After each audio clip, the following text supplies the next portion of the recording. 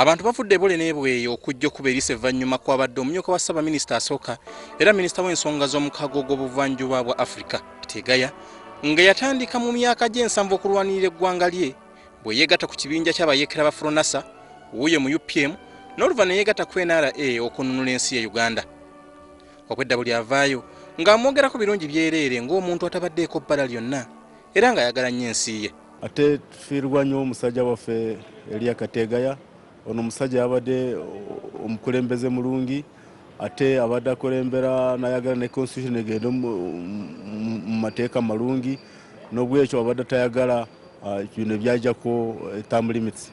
Katonda atutaase mu famire ye muveemu omuntu oba mutabani we oba muwala we asobola okubeera mu bulamu obusibwamu ekitiibwa nga obwa kitaabwe. Fiiriddwa omuntu gwe tuyita omulwanirizi w'eddembe, gwe tuyita omuntu omukugu mu buli nsonga naye okusingira ddala ng'abadde mukugu mu nsonga za East Africa.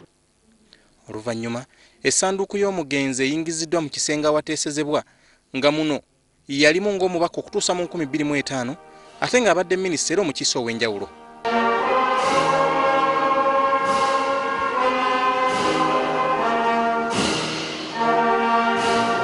Ababaka beevumbye ekisenge ekiteesezebwamu ne batandika okuteesa wamu n'okusiima ebirungi ebizze bikolebwa omugenzi era ng'ababaka bonna awatali kweyawulamu basiima ebikoleddwa omugenzi Eria Kategaya.